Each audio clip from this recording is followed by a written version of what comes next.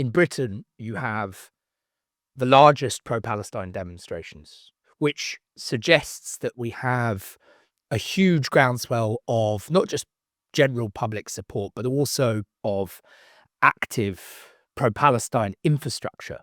So why then do we not get the kind of mass civil disobedience or threats of civil disobedience that we see in Italy and in Spain translating into government, material government support for the flotilla protection? Sorry to get really technical about it, but you have to look at the way in which Italian civil society and Spanish civil society is plugged into trade unions and the structure of the economy. And I think that's where the answer lies. If Italian workers had been neutered in the same way, and labour movements had been neutered in the same way that they have been in the United Kingdom, we wouldn't have seen those naval frigates coming out in the Mediterranean, to put it very bluntly. So things that happened in the past have a very real impact today. And I think ultimately it's the structure of the relations between labour and capital and the government, the state, what used to be called consociational relations.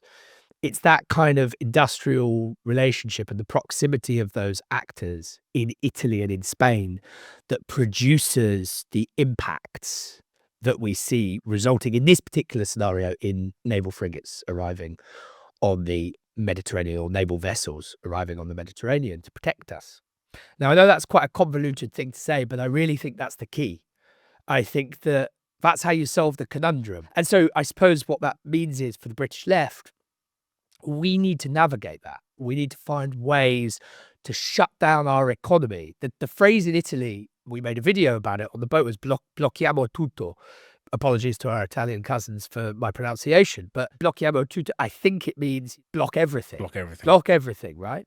And of course, that was the message that was going through to the Meloni government. We will block everything. We will shut down the economy if you don't protect our brothers and sisters on the flotilla, and by extension, our brothers and sisters in Gaza for whom they are sailing.